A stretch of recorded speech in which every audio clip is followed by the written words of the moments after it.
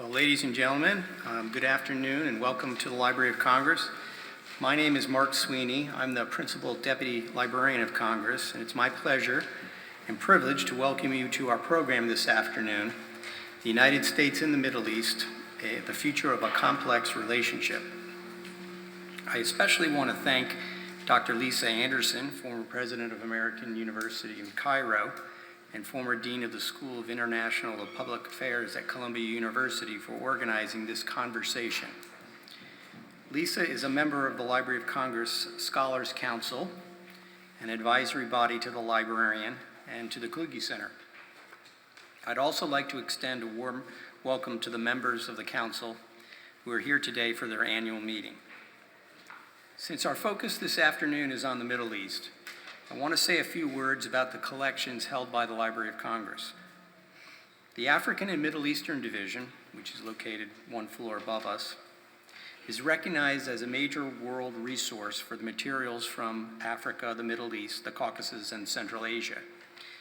The Hebraic section contains more than 180,000 volumes in Hebrew and related languages, including Yiddish, Ladino, Syriac, and the languages of Ethiopia. The Near Eastern section holds materials in 35 different languages. There are over 250,000 volumes in Arabic and many more in Persian, Turkish, Armenian, and Georgian. So I hope you'll take advantage of the resource that's here for you. Now I'd like to turn it over to the director of the Kluge Center, John Haskell, to introduce our panel. So thank you and welcome.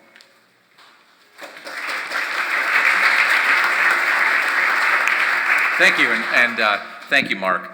Let me second something that Mark said. We really appreciate that Lisa set up this esteemed panel. It's an honor to have all of you here at the library, and it's all to Lisa's credit for putting it together. Lisa's joined, and I'm going to go straight across so that you know in your schedule. They didn't wear their jerseys today, so that's not by number. But Michael Barnett is next to Lisa. He's professor of international relations and political science at George Washington University and has published widely on the Middle East, global governance, and humanitarian action. Greg Gause, next to Michael, is professor of international affairs at the Bush School of Government and Public Affairs at Texas A&M, and he's the author of 3 books and numerous articles on politics in the Persian Gulf. Amaney Jamal, on the other side of Greg, is professor of politics at Princeton and has written about the politics of civic engagement in the Arab world. She's also an authority on civic engagement among the Muslim and Arab American community in the U.S. Our discussant today, at the far end, Washington Post columnist David Ignatius, specializes in a wide range of national security issues, including the politics of the Middle East and in particular the intelligence community. In addition to his day job, David has written numerous highly acclaimed novels ranging in topics from human intelligence to quantum computing and to leadership in the intelligence community. The discussion will be followed with a question and answer session, and there will be a reception at 5:30. Lisa, it's all yours. Thank you. Thank you very much. It is a delight to be here, and I am reminded, as we think about the Library of Congress, that many, many years ago when I was working on research on the 19th century in North Africa, I used the consular reports. The Americans had consuls in Tripoli and Tunis and Algiers, and they're here, and they're fascinating, and I commend them all to you. But we're going to be talking about more contemporary affairs today. In many ways, and again, the historical background probably makes some sense, I think this is one of the most uncertain times in the Middle East in at least 70 years. There is change of really significant and dramatic proportions going on all over the place, and it's very hard to really understand all of the moving parts. And so this is a good time to sort of acknowledge that and take stock. Clearly, the region reflects the aftermath of the 2011 uprisings, and we're watching as we turn on the TV every day or go online, the changing reach and scope of both anarchy in the region, in the prolonged and apparently fruitless conflicts in Libya and Yemen, and thus far Syria as well, on the one hand, and tyranny on the other, with the what appears to be the growing personalization of tyrannical regimes in both monarchies and republics alike, whether you look at Mohammed bin Salman in Saudi Arabia or probably President Sisi in Egypt. And I think that this reflects real skepticism about rules and regularities, institutions. The borders and boundaries of the region seem to have held up pretty well, although there was a lot of speculation, and there continues to be some speculation about whether that will be true for the long haul. Otherwise, though, a lot of the institutions that undergird that regional system seem to be weakening. Clearly, electoral politics, which are never very robust in the region, are increasingly a tattered facade for power politics from both Egypt and Tunisia, obviously, and increasingly in Israel as well. Even the conventions and norms for monarchical succession seem to be up for grabs, as the recent Saudi debates suggest. And so too, international norms and laws are being brazenly violated in a way that I think is not completely new, but more brazen, let's put it that way, as the arms embargoes in Libya and Yemen are honored only in the breach, and Israel's open discussion of annexation of parts of the occupied territories represents something of a novel development. Now, of course, this challenge to conventional rules, regularities, norms, and so forth, much of that could also be said of the United States. So I won't bother to rehearse that, but we're in a moment where the kind of regularities that we assume about politics and how politics is played and who plays it and what the rules are and so forth and so on seem to be less sure than they were for many decades. The embrace of rule breaking, of disruptive innovation, makes it harder, I think, to anticipate the kind of trajectories that we're accustomed to thinking about.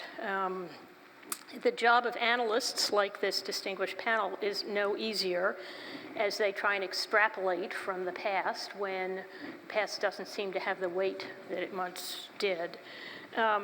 So I am particularly pleased to be able to have the opportunity to spend a little bit of time with some of the smartest people who think about the Middle East and see how they're beginning to think about this changing region. We are, I think, fortunate to have some of the best Middle East watchers in the world up on this dais, and I'm delighted to be able to spend this time with them. They are experienced and, even better, level-headed. That's more unusual than you might expect in this line of work. So what we're going to do is, very briefly, 10 minutes each, ask them to sort of think through a little bit how they're seeing the region now, with a little bit of focus, each of them. Michael will talk a little bit about the Israel-Palestine arena. Greg will talk about the Gulf, and Amaney, the post-Arab Spring. And then David Ignatius will tell us what that means for the United States, and we'll be finished. And with that, Michael. Okay, it's a pleasure to be here. I guess what I want to do is actually offer some reflections, and I guess along with it, a few provocations with respect to what I see in terms of U.S. foreign policy with respect to Israel and Palestine. And I guess I want to suggest at the very beginning that I actually don't see much change.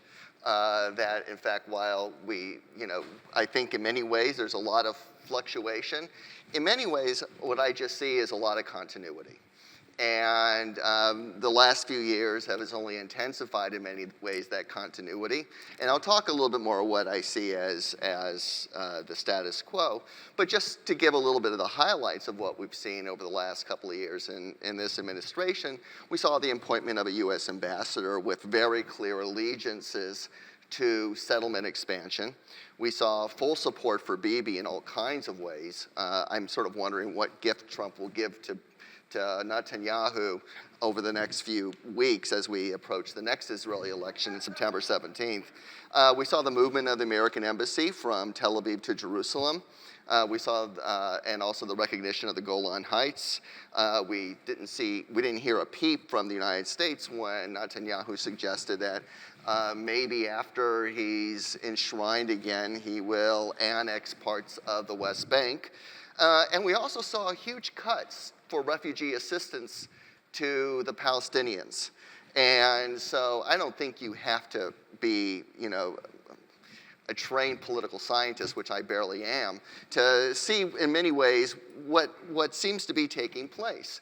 And of course, we do have the possibility of what in the Middle East is called the deal of the century, somewhat tongue-in-cheek, or the Kushner peace plan, whatever that is.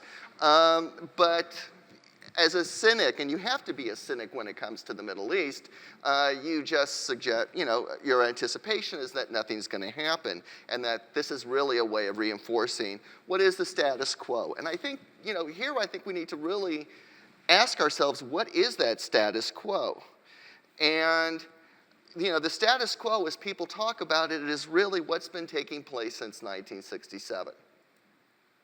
And just to sort of recap a little bit of what we've seen since 1967, and a little bit also from the Israeli point of view. In the first, there is the occupation of the territories. And I think it's important to recognize that for many Israeli legal jurists, this is not an occupation,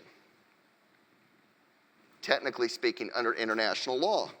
Because occupation suggests that there was a rightful owner before the war, but in fact, Israel has always denied that the West Bank or Gaza were rightfully anybody's. There was no ownership. And so there was a bit of a legal limbo, and what Israel has done since 1967 is to say that they don't recognize it as an occupation, but rather what they've said is that we will nevertheless recognize the humanitarian needs of the residents. And so what that has enabled the Israelis to do is to play around with the laws of humanitarian occupation in a variety of ways, and in many ways that I would suggest resemble lawfare, which is actually using the law in a variety of ways in order to, in fact, facilitate expansion and virtual annexation of the territories. And so what really has been, as we talk about the status quo, and as we allow ourselves to be dazzled by something called the peace process or Oslo, meanwhile, what's been taking place on the ground have been very important legal developments.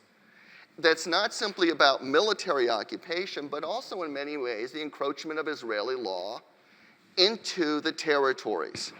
And what this has enabled the Israelis to do in many respects is to keep on sort of slightly encroaching then on anything that might be a viable Palestinian state, while providing all deniable plausibility under the highlight of law to say that this is actually all reasonable within a legal framework, which is really quite fascinating. And of course, much of this is designed within law, within the boundaries of security, and always given a security imperative. And so the combination then has been to slowly, as we know, expand settlements, create various kinds of access roads that are choke points, and extinguish what has been in many respects the possibility of a viable Palestinian state. It has also meant a permanent situation in which there are sets of rights for Israeli citizens, and a different set of rights for those who are occupied. And for many, this is actually seen to be a good thing, because the moment, in fact, you extend Israeli law, then the question is what happens to a Palestinian state. But if there is no Palestinian state, what you really do have is ultimately sets of two rights for two different peoples. And I think for all intents and purposes, that's where we are. And so whether, in many ways, I think the issue of annexation it's not sort of interesting from a standpoint of effective control by Israel over the Palestinians. It's more interesting from the standpoint of, what's the political price that Israel might have to pay for, in fact, making as a matter of law what has been a matter of practice. So if you buy the argument that what we now see is a different kind of Israel, an Israel that now has effective control over the territories, that will not change and I don't think it will, and I'd be glad to be sort of corrected on this, then the question that I've personally been asking for quite some time is, what is Israel? What is it as a state? Because what it becomes then, I think quite plainly, is that it's a state, it's a Jewish state, in which increasingly from the demography, and people debate the demography, in which a minority are Jewish, the majority are non-Jews, but the minority is in power. That, I think, is sort of what faces us in reality. And then the question is, and I speak as a political scientist, how do you categorize Israel? What is it? And I think there are a lot of different, ways we can classify Israel. None of them from the standpoint of liberal democracy are all that attractive. Some are more polemical than others, including an apartheid state, but there are a whole bunch of others that could be available to us, like a settler state, an ethno-religious state, an ethno-national state, an illiberal state. There are a whole bunch, but all of them have a family resemblance in the sense that what we really are talking about is minority rule, in which there are certain sets of rights that are preserved for an exclusive minority and a lesser set of rights for those who happen to be in the majority but are seen as a different people.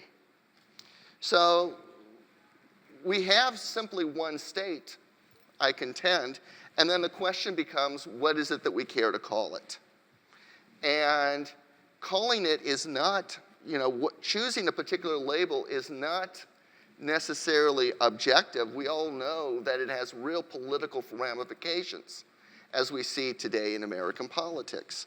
But it is a very difficult issue, and one that will require not just simply a reclassification in terms of our own sensibilities, but in many ways, sort of a reimagination of our emotions.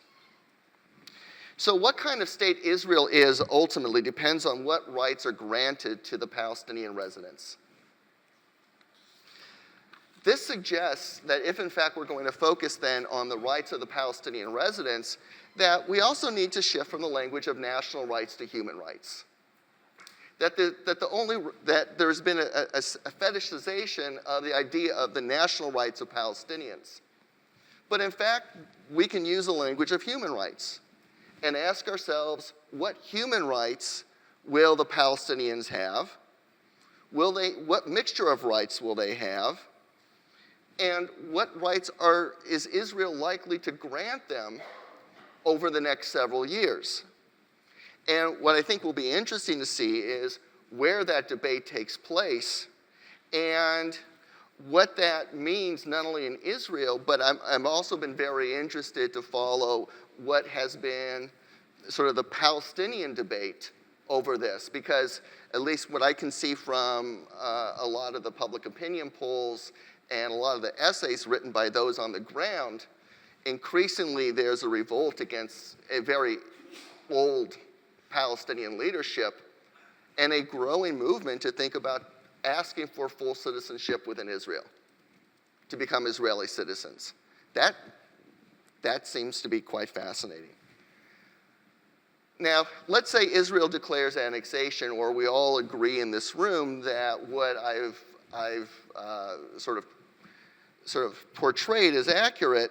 The question is, will Israel suffer any political costs for no longer being a liberal democracy and being something else? And I don't know.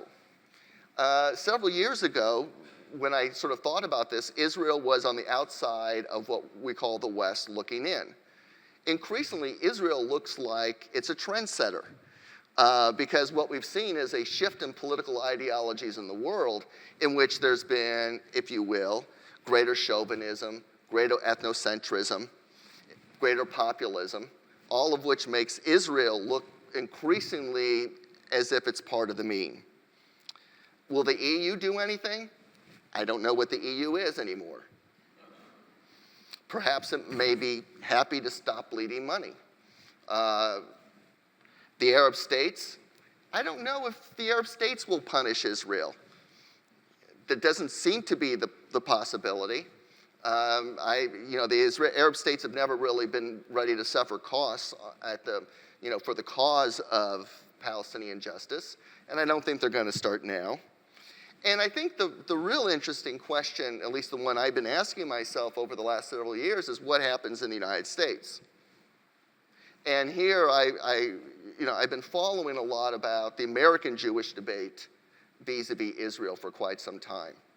And it seems to me that American Jews, if in fact there is an agreement that what I'm portraying is really what is baked in reality, that there's going to have to be, we're moving, as we've seen, to a crisis point.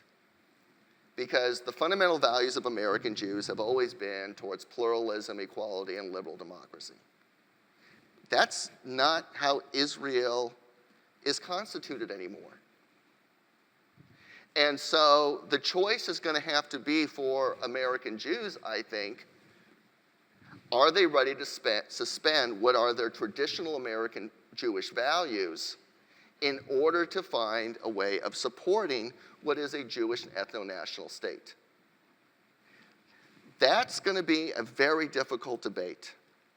It's already taking place. And it's forcing a lot of American Jews into very disparate camps. And it's also having knock-on effects on the Democratic Party as well. So let me stop there. And again, this is all in the spirit of provocation. I look forward to your comments. Thank you. That makes Mohammed bin Salman seem boring. So it's a pleasure to be here. Like Lisa, I did some of my dissertation research in this building, down in the microfiche room with all the old Arabic newspapers. It's not nearly as nice as this room, so it's nice to move from the basement up to the first floor in the Library of Congress. There is a tendency here, as we try to make sense of what's going on in the Middle East, to focus on personalities, like Mohammed bin Salman, or to try to get an overarching framework like it's a sectarian conflict, Sunnis versus Shia. And I don't want to say that personalities aren't important. In monarchies, in authoritarian regimes, they're certainly important. And I don't want to say sectarianism isn't important. People are dying in the Middle East because of their sectarian affiliations. But I would argue that the regional crisis, right, the underlying cause of the regional crisis in the Middle East is the crisis of the state in the Arab world. That is to say, the weakening or the collapse of state authority, where we see civil war in some cases, where we see the development of sub-state actors who have as much power, if not more power in some cases, than the officially recognized government of the state. In so many Arab countries, we have seen this crisis of the state, this collapse of the state. Libya, Syria, Yemen, as a result of the upheavals of the Arab uprisings of 2011. But before that, Iraq, where the United States invaded an already weakened state and, as a matter of state policy, destroyed it. Destroyed the state in the hubristic belief that it could easily be rebuilt from the bottom up. And, of course, historically weak states in the Middle East like Lebanon. So if there's just one or two, like Lebanon, always a weak state, that's not a regional crisis. But when you have so many weak states, it becomes a regional crisis. All of these places that I've just mentioned have become the sites of struggle among the other regional powers. Iran, Saudi Arabia, Turkey, even small and relatively insignificant but very rich states like Qatar and the United Arab Emirates. Even to a lesser extent, Israel. And it's very interesting because by many measures, Israel is the most powerful state in the Middle East. And yet it is probably the regional power that is least involved in this crisis, and we can talk about that in questions if you'd like. So the fact is that the balance of power struggle in the Middle East is being fought out in the domestic politics of these weak Arab states. As all of these players, the Iranians, the Saudis, the Turks, the Emiratis, the Qataris, to some extent the Russians, and we here in the United States, we pick our our proxies. We pick our local allies. But that's not something that we don't force ourselves on these people. These people are fighting for their lives. They're fighting for political control in their own states. They're looking for outside help. They're inviting the outsiders in. The Iranians don't have to fight their way into Syrian politics. They're invited in by the Assad regime. The Iranians don't fight their way into Lebanese politics. They're invited in by Hezbollah, which they created. Likewise, Sunni actors in many of these civil wars look to Saudi Arabia or Turkey, or Turkey in some cases, for support. There's an elective affinity, right, between Sunni groups fighting and Sunni powers who they look to for support. Right? But I would argue that sectarianism is bottom-up. It's not top-down. It's not imposed on the region by Saudi Arabia and Iran. It's a bottom-up phenomenon that has become much more salient with the collapse of state authority. Because when state authority collapses, people run to their corners. They go to their communities where they will feel safe, where their needs will be taken care of, where they will not be killed. And for historical reasons that need not detain us in a 10-minute talk, in many of these states of the Eastern Arab world, historically, those groups have been sectarian. Not always. The Kurds are an ethno-national group, right? And they're major players in the politics of Iraq and Syria and Turkey, and who knows, someday maybe even Iran, right? If the state collapses in Iran, as the Trump administration would like it to do. So it's these local actors that are inviting the regional powers and the international powers in. So sectarianism is part of the story, right? But it's not the driver, I would argue. It's not the driver. The driver of the regional crisis is a good old-fashioned balance of power conflict. And that balance of power conflict is not being played out, right, in armies clashing like they did in the Arab-Israeli wars of the 40s and 50s and 60s and 70s, or in the Iran-Iraq war of the 1980s, right? These balance of power conflicts are being played out through proxies in the domestic politics of these states where the government, the state, has collapsed or been enormously weakened. Right? So it's balance of power politics that are driving Saudi Arabia and Iran and Turkey increasingly domestic politics, driving their actions here. And why do I say it's not sectarianism? Well, the same thing that we see in Syria and Yemen and we saw in Iraq, and we're seeing to some extent in Iraq continuing, is happening in Libya, where sectarianism is not on the table. Everybody in Libya is a Sunni Muslim. And yet we are seeing civil war as the people of Libya divide on regional grounds, on tribal grounds, on clan grounds, on ideological grounds. Right? And outside powers, Egypt, the Emirates, Qatar, to a lesser extent Turkey, even France, are playing into the politics of Libya. And there are some interesting cross-sectarian phenomena going on. Of course, the Iranians wanting to jump over that Persian-Arab divide by saying that we're the only regional power that truly represents the Palestinians. All the Arab states have given up on them. Right? But of course, the Palestinian groups that Iran has supported, Hamas, Islamic Jihad, they're not Shia groups, they're Sunni groups. And the Saudis right now making a play to try to increase their connection with Shia players in Iraq, like Muqtada al-Sadr, right, who has visited Saudi Arabia in the last 12 months, to try to undercut what is the natural, quote-unquote, Iranian advantage in Iraqi politics. And finally, sectarianism can explain the tensions within the Sunni world. Why is it that the Turks and the Saudis can't get together and form a strong Sunni bloc against Iran? Well, it's because the Turks and the Saudis are as suspicious of each other as they are of Iran.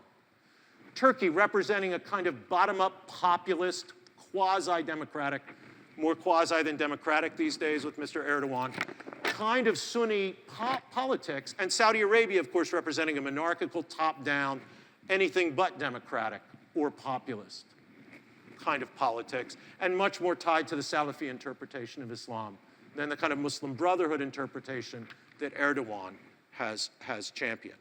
So the Sunni world itself is divided. in how it deals with this regional crisis. So given this set of drivers, what is the U.S. to do? I'll preempt Mr. Ignatius and give you a few of my ideas because I have 2 more minutes to go. First, I think we have to remember that the United States is a lot better at state destroying than we are at state building. And we proved that in Iraq.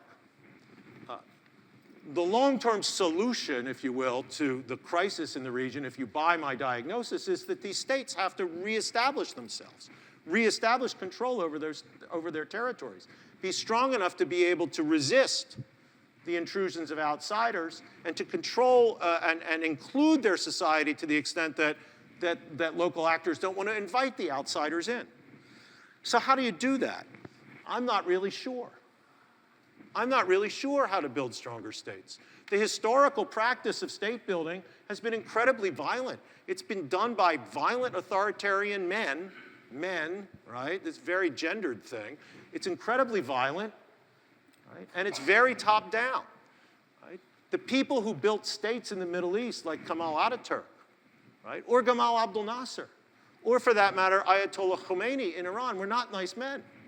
But you know what? I tell my students, Henry VIII and Cardinal Richelieu were not nice men either. So, as we deal with American foreign policy in the short term, what can we draw out of this? Well, I think that it makes sense to deal with entities that have addresses. We're pretty good at dealing with entities that have addresses. That is to say, states, governments that actually control their societies, right? And that includes people that are led by leaders that we have serious disagreements with, right? Like Saudi Arabia and Mohammed bin Salman. And it also includes Iran. It also includes Iran. We're pretty good at dealing with entities that have addresses. We're pretty bad at dealing with entities that don't have addresses. And finally, I think we have to recognize the limits of our own power, of American power, and frankly, the limits of our interests in the Middle East as well. I think that we've tended to exaggerate American interests in this region for decades. I'm not saying that there are no American interests here, nor am I saying that we should completely withdraw, quote unquote, withdraw from the Middle East. All I'm saying is that we have to have, I think, a more realistic notion of what we want to see out of the Middle East for our own interest, and that will lead us, I think, to a more modest agenda in the region. Thank you.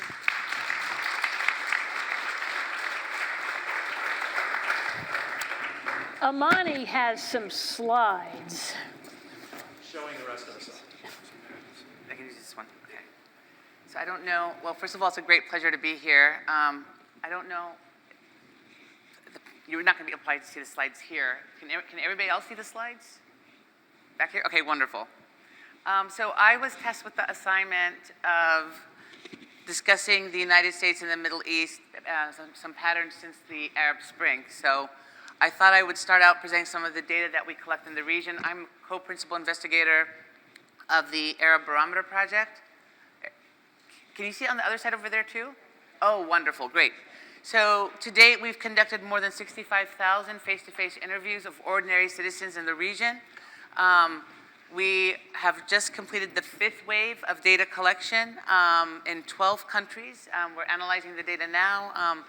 And the data are all publicly available for download on our website. So if you're ever interested in learning anything about Arab sentiment, Arab public opinion, what do ordinary citizens think or believe, you don't need to sort of hypothesize or speculate.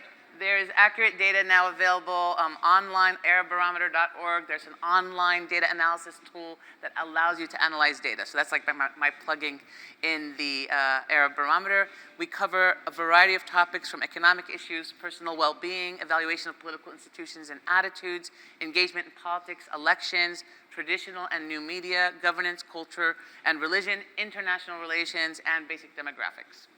So, one of the things that's most obvious, or at least sort of just stares you in the face when you look at what are some of the patterns since the Arab Spring, is the level of pessimism, if you may, that dominates Arab publics about their economies, their domestic economies. So if we think about what Greg talked about the instability or the weakness of the state in the Middle East today. If we think about what were some of the drivers of the Arab Spring, we know that some of the major drivers of the Arab Spring were economic grievances. The vast majority of the grievances citizens had before the Arab Spring that led to the Arab Spring were the economic conditions in their countries. That since the Arab Spring, from 2011 till today, what we see is that a lower percentage of people say that the economy is very good. So only about a quarter of the population is satisfied with their economies. At the eve of the Arab Spring, that percentage was closer to 34%. And if we disaggregate this by country, you'll see that in almost every single Arab country here, you see this trend. The one country that I like to keep my eye on is Tunisia, because Tunisia is still considered in many circles our democratic poster child of success, that it might actually transition and democratize. But just take a look over here. At the eve of the Arab Spring, 27% said the economy was good. Today, only 7% say the economy is good. So for all the talk about promoting democracy, supporting Tunisia, make sure Tunisia transitions, clearly on the economic story, things are not necessarily happening. Some countries are more positive today. Yemen is more positive despite the civil war, but a lot of people will attribute the positivity to the changing of the leadership of the Saleh regime. Egypt has become much more optimistic about their economy since Sisi came to power, and Lebanon is a bit more optimistic. This is another graph I like to show people.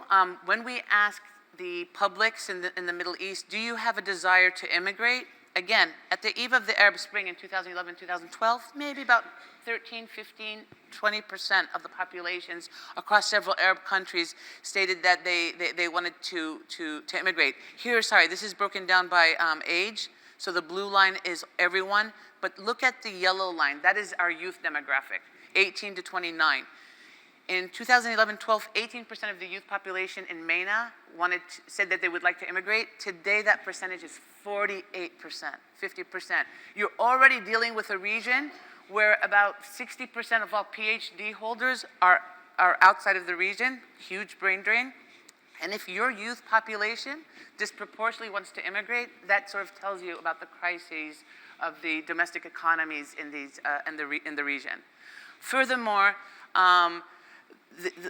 the reason that they want to leave, they're citing economic opportunities. So across every single country, we're seeing that the youth want to leave. They want to leave for better education. They want better opportunities. They want better jobs, and things of that sort. For all the talk about democracy and democracy promotion, I just want to stay on this slide for a moment. When we interview people about the Arab Spring, again, or the underlying grievances around the Arab Spring, people did talk about freedom and democracy, but it never trumped, for lack of a better word, the economic considerations, right? And so when we ask people today, do you prefer abrupt reform, political reform in the region? It's not like the citizens in the region don't understand that their countries aren't democratic. It's not like they don't understand that they lack basic political freedoms.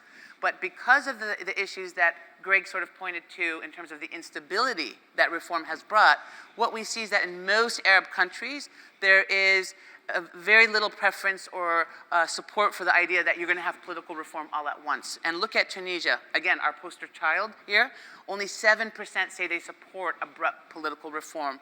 Everybody else wants more gradual political reform. So although they acknowledge that there's a lack of democracy and human rights and freedoms, nobody wants to continue bearing the negative consequences of the instability brought by reform, right? So look at Egypt. Egypt has been very tumultuous. Look at Libya. It sort of embarked on reform and it fell apart. Syria really never got off the ground. Tunisia is still dealing with very dire economic situation. I also want to just focus on Tunisia for a moment. Again, this is a chart that documents attitudes towards democracy. Here we have 4 different indicators about attitudes towards democracy really quickly. We ask citizens, is democracy bad for the economy? Is democracy indecisive? Is democracy bad for stability? And are citizens unprepared for democracy? On every single measure, people have become more negative in Tunisia over the last 8 years since the Arab Spring. So they've become a little bit more disillusioned by democracy. Okay, people will say, well, what should everybody do? We can answer that question in Q&A, but I do want to focus a little bit on foreign aid. There's a lot of support and preference for more foreign aid among the publics, and they welcome foreign aid from the U.S. The U.S. here is in the blue, and the European Union is in yellow. Jordan is the one country. It's a big donor recipient as is, but it's a country that really does voice preference for both U.S. and EU aid. And then you have some more interesting trends. Egypt, which receives a lot of military assistance from the U.S., about 52% of the population do want more U.S. support, and another 49% from the EU. The Palestinians who we can talk about this as Michael was pointing out, very heavy aid dependent on the U.S. Still, 49% of the Palestinians want more U.S. aid, and they only 37% want more aid from the EU. So in a sense, where we see a lot of instability and uncertainty, the populations are looking towards the U.S. for more aid, for more help, if you may. What's interesting, though, when we ask people, what is the motivation behind foreign aid in your countries, the vast majority believe that the donors want to gain influence in the region. That's the pink, 47%. And then another 18%, so yeah, 47% say that it's about gaining influence, and another about 12% say it's about internal stability. Again, so the idea that the stability, trying to go after the addresses that do exist to promote stability is important. But the funny thing is that even though you know that it's about gaining influence, people still are welcoming that aid, because it's almost like there's really few other options out there for economic development. And in terms of the countries that feel that gaining influence is the main motivation, Libya is big. The Palestinians who want more U.S. aid also believe that it's for the U.S. to gain more influence, but they still want the aid. So they're sort of fine with that. To sort of bring in the discussion on Israel, the percent of Arabs who say it is good or very good for Arab countries to coordinate with Israel, all the talk sometimes is that, well, sometimes the Arab countries could become much more integrated in the global economy if they can sort of figure out these regional problems. In many, at least for the top few states, we've seen with each iteration of the Arab barometer that there's more positivity and a stronger preference to have good ties with Israel. Interesting here is that you'll see this among about 23% of Egyptians, 24% of Palestinians. I mean, Palestinians are probably the state that is most supportive of better relations with Israel. And then Sudan, of course, and we can talk about that. When we think about threats to stability in the Middle East, in terms of what the populations think, they believe that still the largest threat to security comes from the state of Israel. The second largest threat to instability, if we take out the other category, comes from the United States. So it's sort of this precarious relationship. We want more aid from the U.S. We're threatened by the U.S. Certainly they're threatened by Israel, which is a strong ally of the U.S. So this is something that I wanted to show. I think I'm going over my time, but if we look at this question, do you want stronger relations with the United States?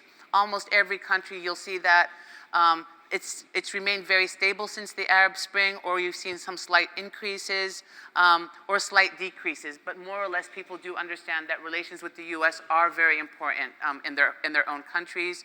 The Jordanians are even more optimistic about stronger relations with the U.S. today. Curiously, we're also seeing that people want to maintain strong relations with Russia. And it's also increasing in Jordan to a similar extent as the Jordanians. And finally, do people think that Trump's foreign policies in the region are very good or good? Very little support for Trump's foreign policies in the region. Iraq and Egypt are up there, Sudan is up there, but almost every other country you'll see they're like barely at like 14%, 12%, 10%. Of course, the Palestinians are at 6% because clearly they don't feel favored by the Trump policies. What's interesting is when we compare Trump's foreign policies with Putin's foreign policy and Erdogan's foreign policy, Putin today is far more popular in the Middle East among the population than is Trump, but Erdogan is more popular than both of those leaders combined across every single Arab country. And so if the Turks were here in the audience, the Erdogan government would love to see this graph. It just came out. We just got the data back on this, but clearly Erdogan is playing up domestic support all across the Middle East. Okay, on that note, thank you so much, and I look forward to Q&A.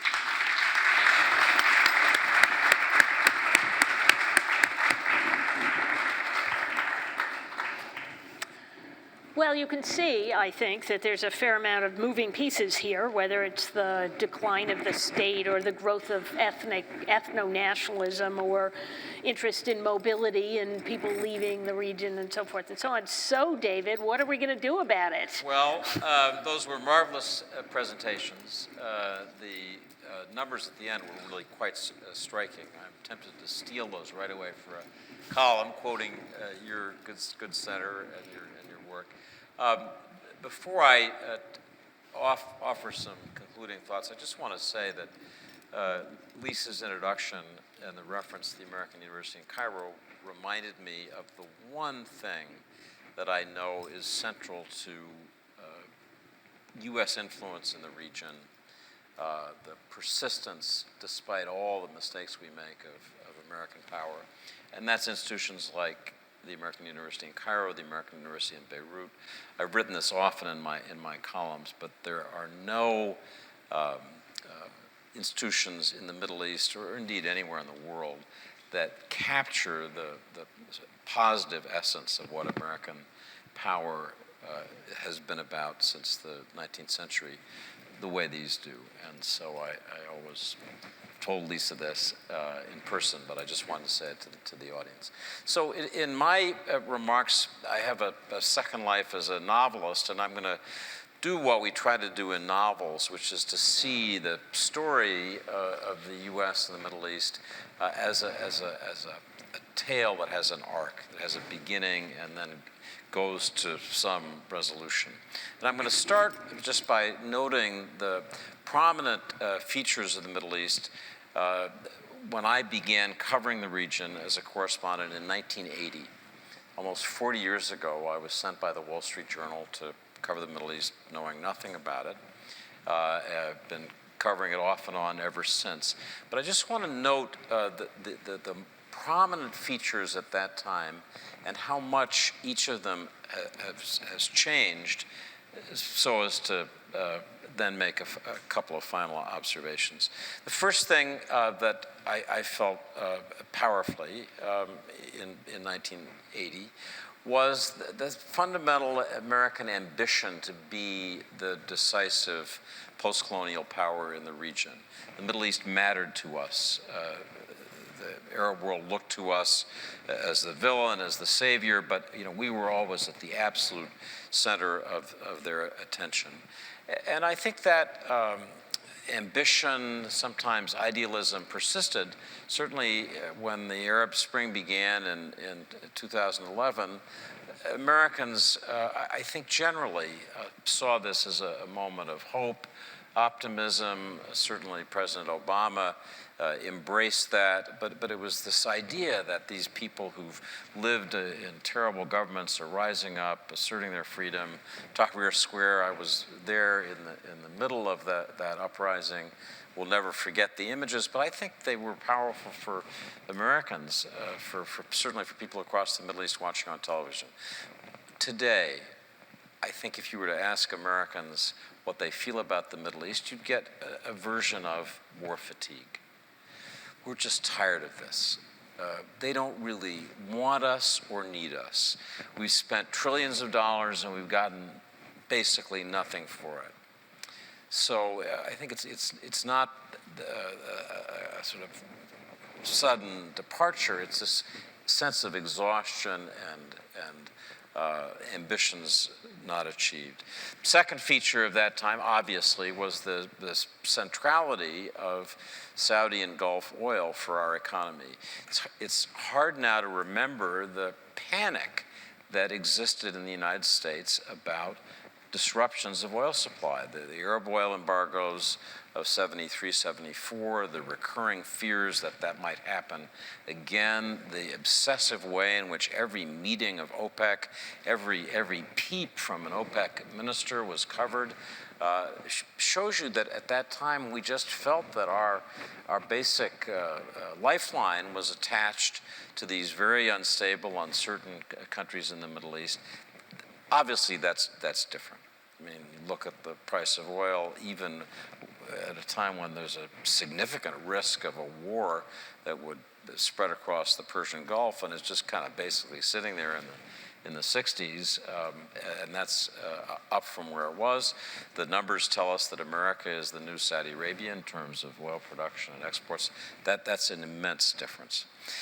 The third point that I remember powerfully, because I was able to cover both the Arab world and Israel, and would often go to Israel in this period in the early 1980s, was the centrality of Israel, but how difficult Israel was as a problem for American administrations. National security advisors, Henry Kissinger's, Zbigniew Brzezinski, Brent Scowcroft, on down the line, spent their time trying to figure out how we would deal with an Israel that was so assertive about its interests, how we balance American interests, which were seen as different. Congress was strongly and in a completely bipartisan way supportive of Israel. I think that's changed. I think Israelis will look back wondering at the way in which Netanyahu tried to make Israel something of a bipartisan issue in his speech to Congress that was resisted by Trump, trying to derail the Iran nuclear agreement. That's been an increasing concern, I think, if you care about Israel's security, is what a partisan issue that's become. So I think that's another factor that's changed. Then finally, I think I'm going to disagree a little bit here with Michael. The centrality of the Palestinian issue for American diplomacy and policy. I wrote my first novel about how the CIA worked with Arafat's chief of intelligence for 10 years. It's a wonderful story because it's all true. I mean, the PLO was absolutely central, at least initially in secret, but then in a kind of public embrace for the Palestinians. Recognition by the United States came to be a substitute for dealing with, recognizing Israel, one of the many, many mistakes that the PLO has made over the years. I just see the air as having gone out of that balloon. It's amazing to me that this administration has taken such strident positions on UNRWA, on issues related to annexation, settlements, Jerusalem, go down the list, and there's essentially no public protest or response. It's as if the issue has gone away, and Palestinians must wonder what happened. We went from being almost an obsessive concern of the United States to not being a concern at all. So in each of those ways, I think this is a very different world. The idea that it's just about continuity and status quo, I don't agree with that. I think we're in a different place. So what are the implications of that for U.S. policy? The first thing that's obvious to me is that we've learned the enormous difference between America's military power, our ability to defeat armies, to destroy terrorist organizations. I've twice now been in Raqqa and walked through the rubble of what was the Islamic State's capital. And if you want a reminder, do not mess with the United States. Just take a trip to Raqqa. I mean, nobody should be under any illusion that when the United States decides to use military power, it's devastating, it's overwhelming. But our ability to achieve even the limited political goals that we set for ourselves in these countries, it's almost zero. And those dual lessons. I think we shouldn't imagine that we're a weak, helpless superpower. We're not, but we can impose political solutions. We're so impatient as a country. Over and over again, over this 40 years that I've been writing about this subject, I've watched American political leaders, in effect, write checks that the public isn't ready to cash. Our staying power in the Middle East is so short.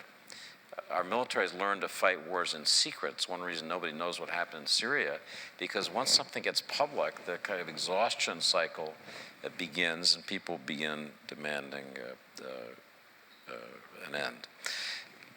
Final point, people like me often ask, what's the new Middle East going to look like? What's the post-American Middle East going to look like? And I was talking about this a year ago with one of my friends who's an Arab ambassador, and he said, David, it's already here. I mean, it's not coming, it's here. It happened that on this day, Xi Jinping was visiting Abu Dhabi. It happened that on this day, if you made a count, Bibi Netanyahu had been to Moscow more often than he'd been to Washington in the previous year. It happened that the discussions about the future of Syria, all the stuff that we used to specialize in were being conducted by Russian specialists in Russian or satellite cities, not by Americans. So I think the reality is that the Middle East increasingly is looking to China, looking to Russia, looking to Israel. I think the one positive thing I'd close on, again, I think I'm disagreeing with Michael, maybe with all the panelists. I think the Middle East is in the process of accepting the reality that Israel is part of the region. Anybody who knows my reading knows I'm not a big fan of Mohammed bin Salman, but I think that idea that we are not all that different from the European Union, and we're all going to live together somehow, is at the center of what he thinks about the world. So I think the new Middle East is here. It has many negative features. As Greg said, at the very core is the issue of governance. And there's this one positive development, if people are sensible, that I think it's heading toward more unity, more acceptance of Israel.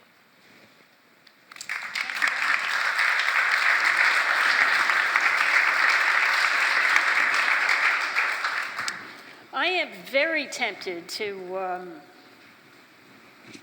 spend the rest of our time together asking my own questions, but that wouldn't really be fair. So let me just pose a question to, and have, so as you are getting your questions in order, pose a question to anyone who wants to pick this up. Keying off David's last observation about a kind of, I would say, probably grudging and not very enthusiastic, but nonetheless genuine acquiescence in Israel's permanence in the region, let's put it that way. I think that's probably true, but I think it's also a reflection of the increasing importance, as Greg said, of non-state identities of various kinds. So Israel both represents, in the way that Michael was suggesting, the triumph of a kind of non-state ethnic identity, and reinforces that in other places. So it's kind of, it creates a permissive environment to be ruled by a family, to be ruled by an ethnicity, to be ruled, so forth and so on, which is partly a reflection of, and not only a reflection, but it sort of contributes to the decline of the state. So citizenship really is not on the table anymore. Now you have to be a member of something. And you can be a member of a tribe, or you can be a member of an ethnicity, or you can be a member of a religious group. That's where you get your solace, that's where you get your, security and so forth. But you're not going to get that from states. And from that point of view, Israel is no different. And so everybody sort of sees that. And people are unhappy with that, want to leave. There you get your people who want to leave. Now, does that make sense? Is that a way for us to think about the region? That's a post-American Middle East. Michael? There's a view, I'm not sure how widely shared it is, but that Israel has become a Middle Eastern state. And that's, you can say that's praiseworthy, or it's criticism. But there is a sense that it's no longer a beacon of liberal democracy, that it's now much more, if you will, tribal, ethnic, religious, and in that respect looks a lot more like other Middle Eastern states than it does the European Union. And so, you can make an argument that, yes, there's more, and I agree, there's more acceptance of Israel in the Middle East. But at the same time, though, I think there's greater debate about the status of Israel within Western democracies. So I don't think you have one without the other. And so I do think there's a possibility of alliances.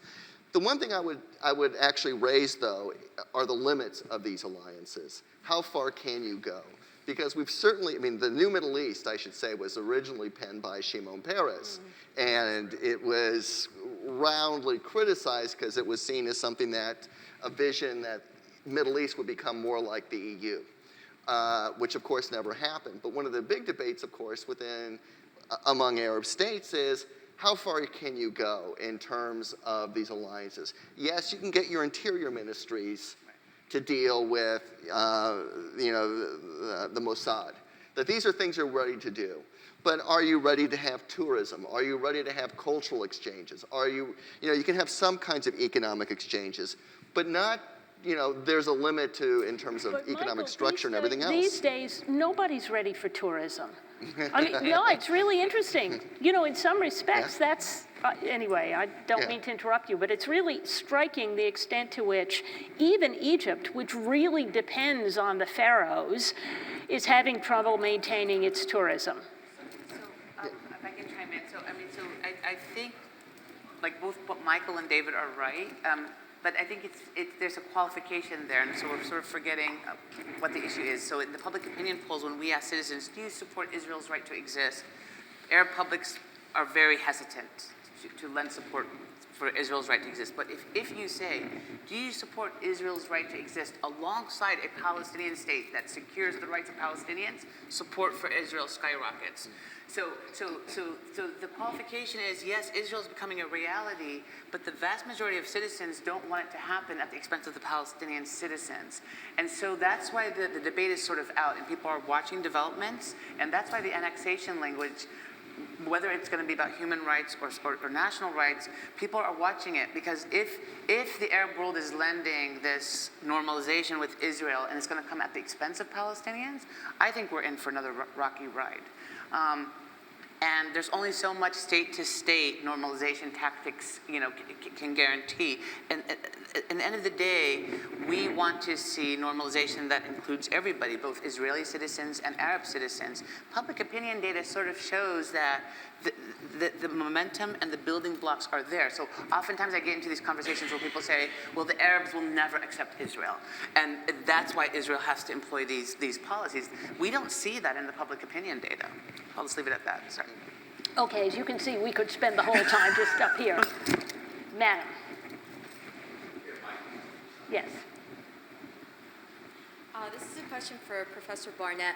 I wonder if you could comment on some developments and trends among American Jews and the dichotomies perhaps that we're seeing in their attitudes. You talked about their traditional liberal, democratic values. And I'm just thinking that there may be more of a dichotomy these days where we see, like less of a cohesive, viewpoint about Israel and some of these democratic views, particularly that perhaps there is a confluence of some of the more extreme Zionists like Sidney Sheldon, for example, with evangelical, Christians, and how that affects policy. Yeah. So two quick thoughts there. One is that my view about the American Jewish view of Zionism in Israel is that, again, to follow along this notion of a story or an arc, is that in many ways it's always been quite ambivalent about the idea of a Jewish national state. That's been the history of American Jews. And the reason why is that it was always difficult to imagine supporting a Jewish national state abroad while at the same time arguing for your own emancipation and your own liberties and the separation of church and state and equality at home. It was, and you can see this back, a century ago. In so many ways, I think that if you look at sort of the history of American Jewish sentiment, we're sort of back to where we were a century before. in which there is still this kind of deep ambivalence. In that sense, then, in many ways, our memories of our thoughts about American Jews are really formed by a post-67 attitude. But I think that was 67 to 1990 was actually, that's a departure. That's a bit of a disruption. And that was when American Jews became much more tribal and nationalistic in my views. But it was always dependent also on a view of Israel, not just in terms that its security was in danger, but that it's a liberal democracy. That mattered. And Israel has always been sort of, American Jews have always projected their own values on Israel. I think the problem has been, since 1990, it's been more difficult for American Jews to sustain that image that Israel is just like them and represents them well.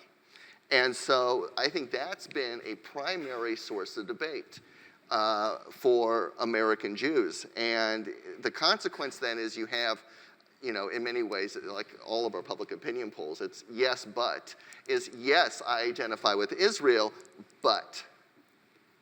And so therefore, the kind of trade-offs that American Jews are willing to make in terms of maintaining their support for Israel is they want a liberal democracy. Whether that's right or not, those are American Jewish values. Those aren't necessarily Israeli Jewish values anymore. Sir. Wait for the mic. Yep. Thanks. I'm kind of concerned that in a talk about the future of the Middle East, we had very little conversation about the environment, which seems to affect politics, economics, and everything else. Noted. Any comments, I Greg? think it's a reflection of two things. One, it's a reflection of the fact that environmental issues, while increasingly salient for some folks in the younger cohorts in the Middle East, haven't risen to the level of public concern that they have in Western Europe and perhaps in the United States these days. I think that, and partially it's because so many of these places, live on the export of hydrocarbons. And so climate issues hit at them directly in a way that they find very threatening to their economies. And so occasionally you'll see big oil exporters like Saudi Arabia or the Emirates talk about, oh, we have to get into solar, we have to think about the post-oil era, all that kind of thing. But they basically see climate, the rise of climate issues in the West as a threat to their source of, their one export. Besides people, the one thing that the Middle East exports is hydrocarbons. Yeah, if I may, and then I have a right here. There are a couple of places where sort of climate issues are important, but they're so existentially important that it's hard for anybody to kind of figure out what a policy position is. Egypt is a case in point. And if Ethiopia actually finishes this dam and starts managing the flow of the Nile River, I think the Egyptians would be forced, in their own estimation, to bomb the dam. Because there is no Egypt without the Nile River and without the reliable flow of more water to Egypt than is probably equitable. But that's where they are. So I can imagine some really, kind of existentially terrifying prospects within the next 20 years.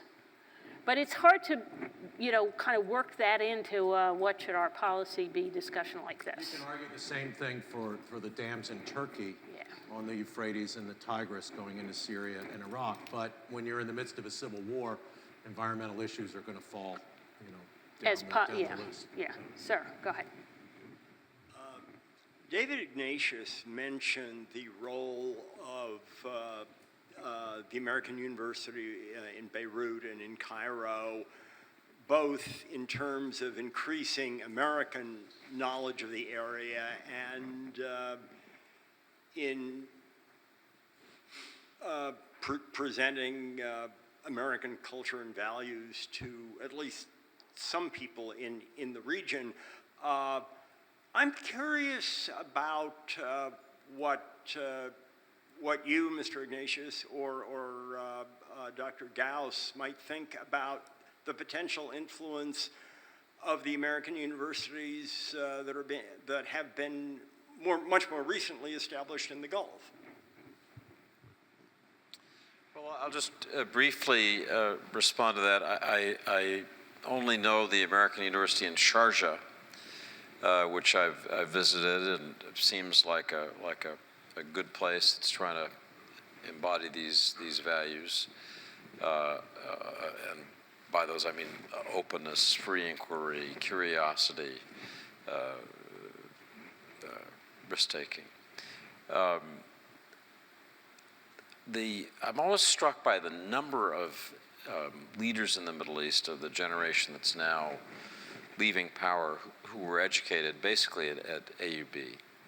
It was a magnet for talent from all over the region. Maybe this shows the limits of a liberal education. That generation kind of made a mess of it. But if there's one thing that I wish we would put more, you ask what should we do in the Middle East? I don't know, but I do know that if we put more money and effort into things like this, universities in the Gulf are a good example, but everywhere. I think that if that was for a few years the absolute cornerstone of American foreign policy in the Middle East, that would be just fine with me. So I'm an alumnus of the American University in Cairo, and I also did a Fulbright at the American University in Kuwait, one of the new Gulf American universities. I've spoken at the American University in Sharjah. Also point to the American University in Sulaymaniyah in Iraqi Kurdistan as a new construction. I think that these are great, but we have to face the fact that in an increasingly authoritarian environment, it's more difficult for the traditions of free inquiry that these American universities represent to have immediate impacts in society. I think that even though the Middle East has been authoritarian for decades, as Lisa said in her introduction, it's getting somewhat worse in many places. Some exceptions, but it's getting worse. I think when the American University in Sharjah opened, the UAE was a much more open place, and now it's a much more closed-up authoritarian place.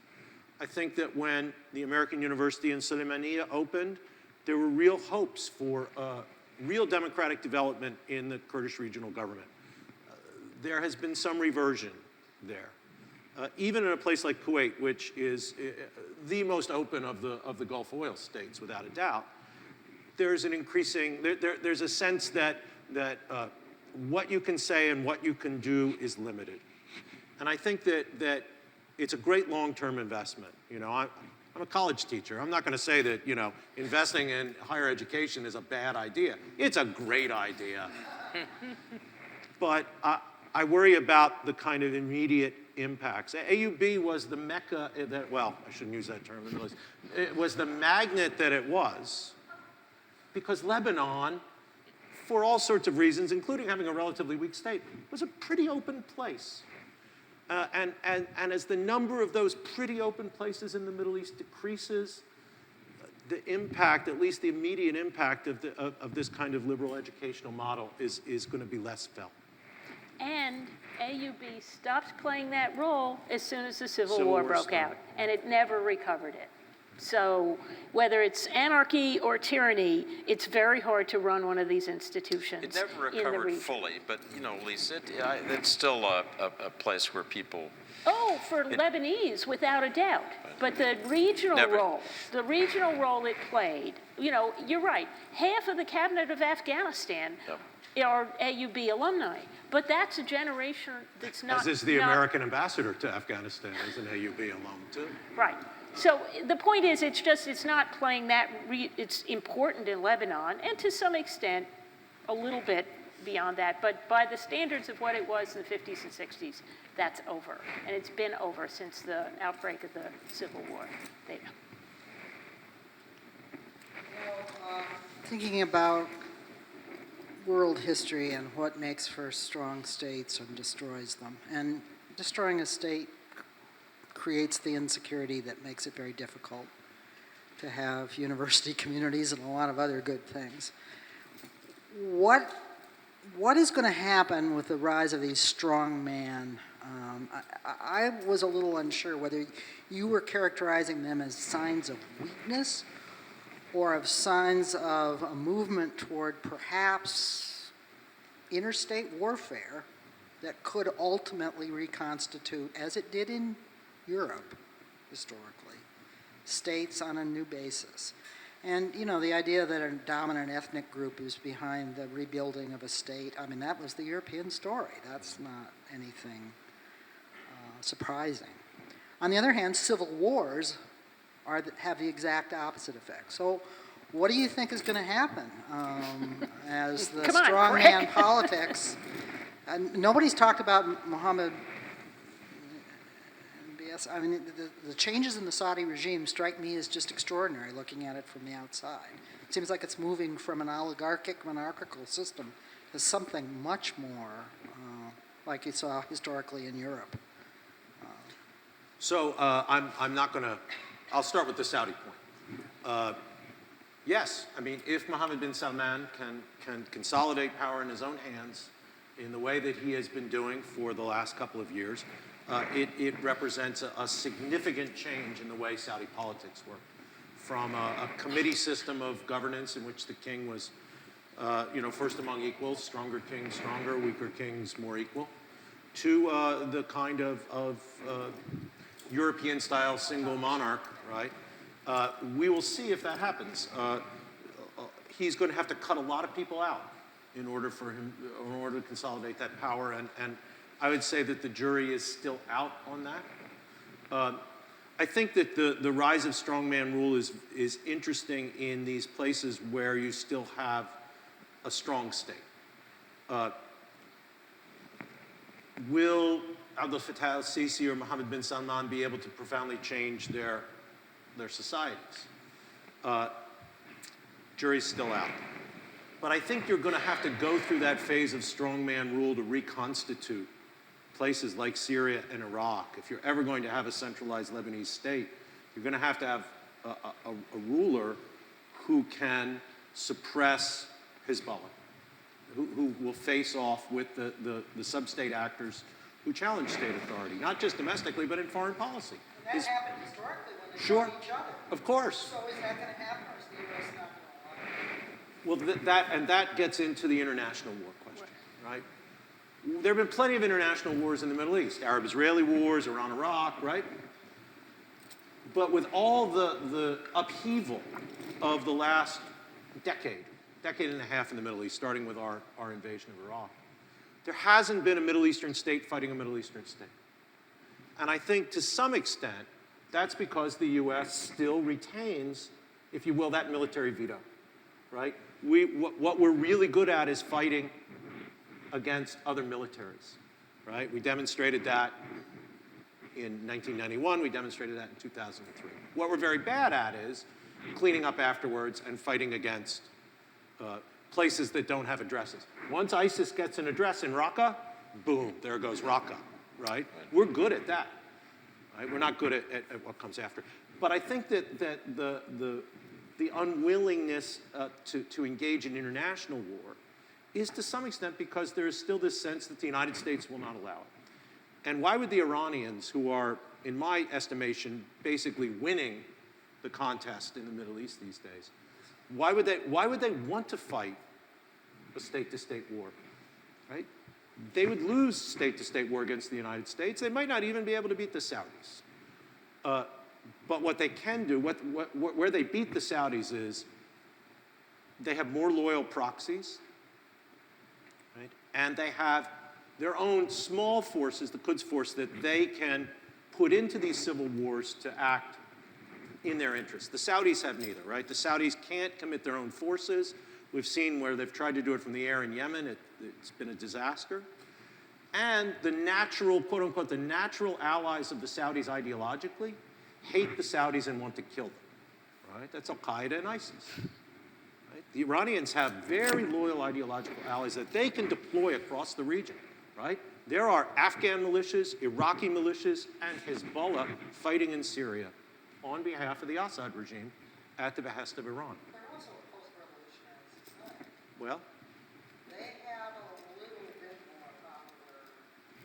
there is that, and I have read Theta Scotch-Polo on post-revolutionary societies, but yeah, right. But it's they're now a 40-year post-revolutionary society. I actually, but the other thing, and we have one more way in the back, and then I think we're supposed to wrap up, but I can't resist this.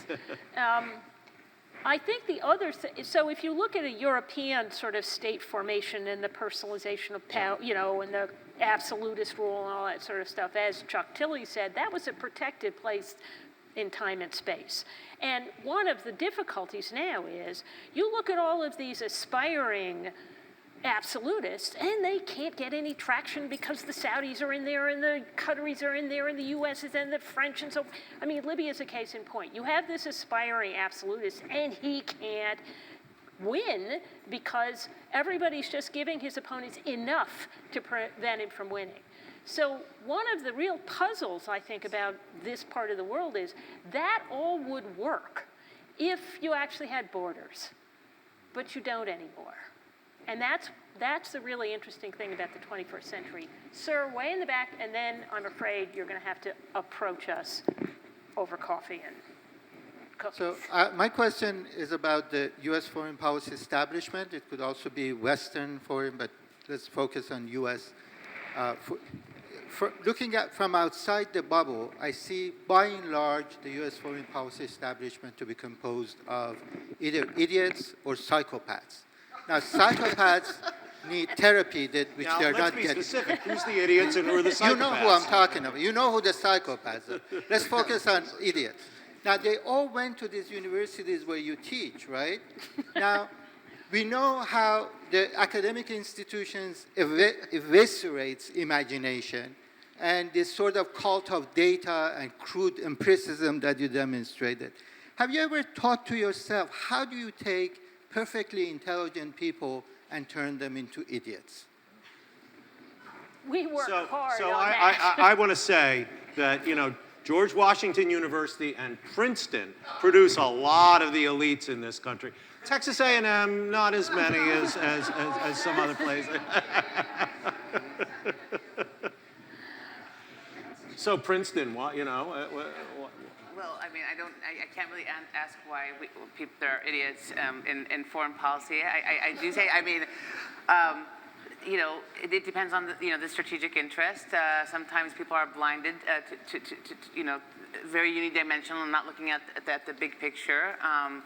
But you know, it's unfortunate. I mean, you know, a lot of what we're seeing today in the region, we could trace it back the last decade and a half back to Iraq. It's really destabilized the entire region. We wouldn't have gotten ISIS in Syria had it not been for the Iraq decision. We certainly wouldn't have seen a lot of this instability across the region. The amount of resources being deployed to Iraq to sort of rebuild that country were resources that could have been gone in other areas. So it's been very destabilizing. And I want to say that the Iraq example also was very unsettling for the publics in the region in terms of thinking about public opinion, thinking about what, you know, democracy or democracy promotion, the value for stability. When you think about these strong leaders right now and support for strong leaders, look at Erdogan, look at Putin, even the Trump administration. We are basically, the whole region is being dominated by strong leaders inside and out. Some might be stronger countries than others. But I think people are getting desperate, and what they really want is some aura of stability and the ability to have economic opportunities. And that's what's missing, and that makes it much more possible to mobilize people for civil war, for other activities in moments of desperation and things of that sort. So thinking about where we're headed as a region, it just doesn't look very, very optimistic these days. And if we still have more idiots dictating foreign policy, then it's not a very good recipe at all. There also is, and there's a literature on this, and we can, again, this is for next year, we'll work on this, the increasing contempt for expertise that you see in the policy world. And so we're producing our experts, knowledgeable, so forth and so on, and nobody's listening to them. So that's a different question, an interesting one. But on this note, Michael, one Yeah, sec. just very quickly. I think one of the things that comes across actually from Amaney and Greg is that what you need to also produce are individuals that are not only able to talk to other diplomats, but are able to get into the field, that are able actually to learn languages, to be able to sort of be aware of the social movements, to be able to engage. And here, just to return to a previous point, I'm actually quite worried.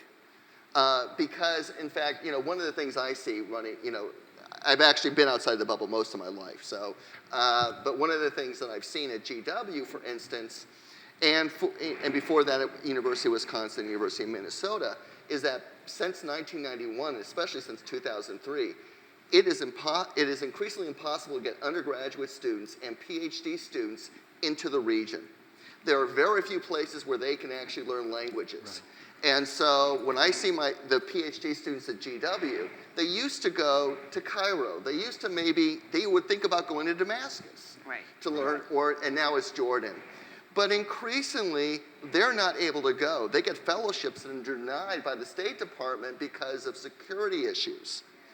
And so now I'm seeing a whole bunch, this is not actually meant to be whimsical, but I'm seeing now more PhD students who do Middle East who are coming back with dissertations on tribal politics in Kuwait. They are experts on the Gulf, but they know nothing about what's taking place in other parts of the region because they can't actually get access. And it goes in the reverse as well, where we're no longer allowing students from the Middle East as easy access to our institutions. And so when you ask, how do we engage, this for me is the problem for a future generation. This is actually what makes me worried. And just one last point. I mean, not only are the security stipulations preventing students from going abroad, but there are political debates about Congress cutting Title VI funding to universities that enable area studies training and language training because that's sort of seen as either superfluous or not contributing to the national security. So this is all part of, these are all different dimensions of basically the same sort of story, which there are mechanisms in place or barriers in place to prevent people becoming experts about the region, knowing the region, understanding the region, and then therefore designing good, sound policy around the region. And on that note, go and talk to your congressperson. Thank you, everybody.